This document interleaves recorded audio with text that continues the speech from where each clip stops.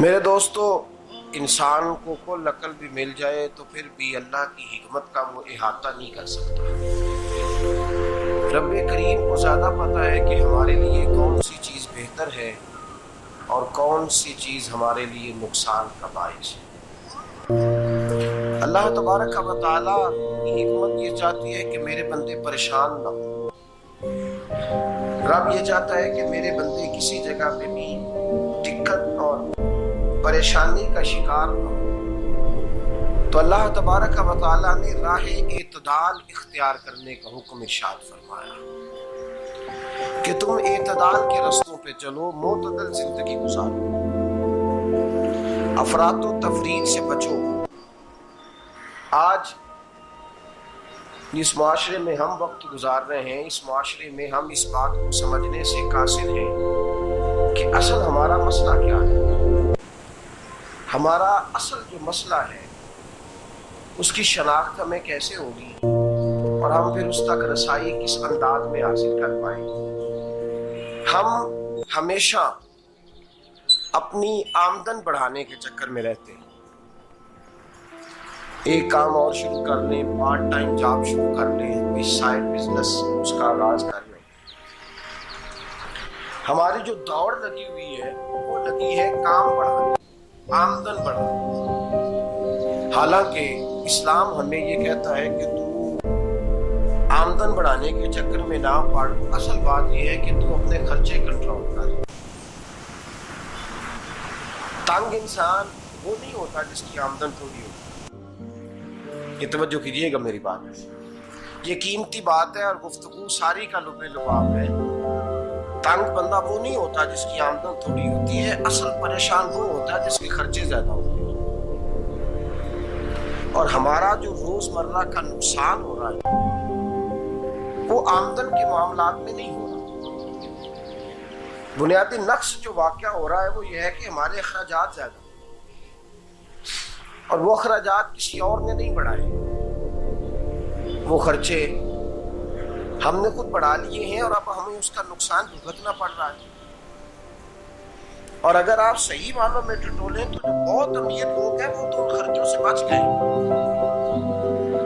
میں نے بہت سارے ایسے خدمات میں شرکت کی ہے، میں بہت ساری ایسی جگہوں پہ گیا ہوں کہ جہاں لوگوں نے بڑا مختصر سا ختم دلایا ہے تو ہو گیا ہے ختم۔ ختم کے معاملے میں کب کسی نے پابندی لگائی ہے کہ اس میں 200 آدمی شریک ہوگا تو تب یہ سارے ثواب صحیح ہو سکے گا؟ کون کہتا ہے؟ یا شادی کے موقع پر اگر سارے بہن بھائیوں کو نہ بلایا گیا تو میری شادی پایا تکمیل تک نہیں پہنچے گی، اس میں برکت نہیں ہوگی۔ یہ کس نے فتویٰ دیا ہے؟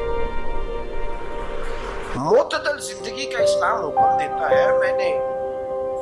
میں پڑھ رہا تھا کہ ایک بہت بڑا صدر ہے، غالباً سوڈان کے صدر کی بات ہو رہی تھی، تو اپنے بیٹے کی بارات لے کے گیا تو 4 لوگ گئے ہیں بارات اور 15 لوگوں کا اس نے اہتمام کیا اپنے گھر میں کھانا کھانے کا۔ تو کیا شادی ہو گئی کہ رک گئی؟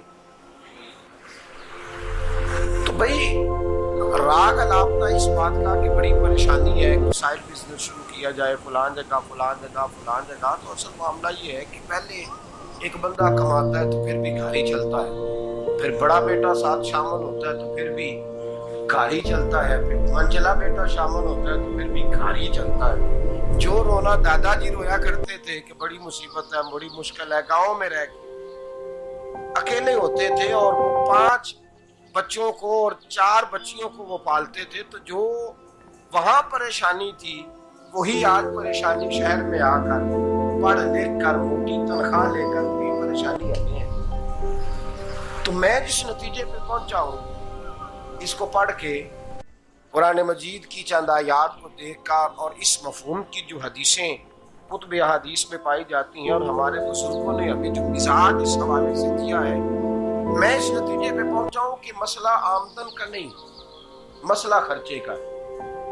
ہمارے خرچے بنیادی طور پر زیادہ، اور اگر پھر ہم زیادہ بوجھ خواتین پہ ڈالتے ہیں کہ وہ مطالبے زیادہ کرتی ہیں، اور اگر آپ مجھ سے پوچھیں تو خواتین کی بھی اگر کسی جگہ کوئی عادت خراب ہوتی ہے تو اس میں اصل کردار اس کا ہوتا ہے جو وہ عادت خراب تو کیوں اپنے گلے سے اتار کے آپ کسی کے گلے میں بات ڈالنے کے چکر میں ہیں؟ وہ خواتین کی طبیعت نہیں ایسی ہے. اصل بات یہ ہے کہ ہم نے عادت ڈالی ہے, ہم نے یہ مزاج ان کو دیا تو ان کا بنا ہے, نہ کیسے بن سکتا. تو اعتدال جب تک زندگی میں نہیں ہوتا, پانی پیاس بجھاتا ہے لیکن ایک گلاس ہی ہو تو پیاس بجھاتا ہے, بالٹی کے منہ کو لگائے گا تو کپڑے بھگو دے گا اس کے. حالانکہ پانی بری چیز کا نام ہے, نعمت ہے نا بہت بڑی اللہ کی, لیکن پیالے میں ہی اچھا لگتا ہے. کوئی مٹکا منہ کو لگائے گا تو تانگ ہوگا, پیالہ ہی بہتر ہے اس کے لیے. تو میرے دوست, مٹکے سے بھی بعض اوقات کام چل جاتا ہے, لیکن اگر کوئی کہے نہیں مجھے دریا ہی چاہیے تو اس کا تو گھر بہ جائے گا, سارا گھر بہ جائے گا اس کا. ہمیں دریا قابو کرنے کا بول بنایا ہوا ہے, تو اس سے گھر بہا کرتے ہیں, اس سے گھر بنا نہیں کرتے. گھر پیالے سے پانی پینے سے بنتا ہے. اگر تو دریا پہ قبضہ کرنے کا موڈ بنائے گا تو گھر بنے گا نہیں, گھر بہ جائے گا. آگ نہ ہو تو کھانا پک نہیں سکتا, لیکن ہلکی آنچ سے کھانا پکتا ہے. اور اگر آنچ تیز کر دی جائے تو جی قرینے قیاس بات کر رہا ہوں, میں عقل سے ماورا نہیں کر رہا, قرینے قیاس سمجھانے کے لیے مثالیں دے رہا ہوں. ہلکی آنچ پہ کھانا پک جاتا ہے, اور آگ تیز ہو تو کھانا جل جاتا ہے. تو کھانا اتنی دیر کھانے کے قابل رہتا ہے جب تک وہ ہلکی آنچ پہ پکتا ہے. تو جتنی مرضی تو کہتا ہے نہیں میرا گزارے نہیں, آگ تیز ہونی چاہیے, تو میاں جل جائے گا, جل جائے گا. ہوا نہ ملے تو سانس نہیں آتی, ٹھیک ہے, آکسیجن نہ ہو تو سانس ہے, ہوا نہ چلے تو گزارا نہیں ہوتا. لیکن اگر تیز چلے نا, اگر تیز چلے تو آندھی اور طوفان بن جائے تو چھتیں گرا دیتی ہے, جانیں لے لیتی ہے. ہم ہیں طوفان کے چکر میں, ہم ہیں دریا کے چکر میں, ہم ہیں بڑے ناؤ کے چکر میں. تو میاں ہلکی آنچ ہی اچھی ہے, یاد رکھ. اور ایک گلاس پانی کا اعتدال سے ملتا رہے تو وہی ملتا رہے, ضرورت کے وقت وہی بہتر ہے. تو پورے دریا پہ قبضہ کرنے کا پروگرام نہ بنا, تانگ ہو جائے. اور میرے عزیز یاد رکھ, ہوا سانس لینے کے مطابق ملے تو وہی اچھی ہے, جو سانس بند کرنے پہ آ جائے وہ ہوا اچھی ہے. ہم نے چکر چلا لیا ہے کہ زیادہ پیسہ, راتوں رات پیسہ, لمبا پیسہ, یہ پلاٹ بھی میرا, وہ پلاٹ بھی میرا, گجرا والا بھی, گجرات بھی, لالا موسیٰ کھاری اور مٹی تک جہاں پہ جاؤں میرے نام کی تختی میں لگی ہوئی ہونی چاہیے.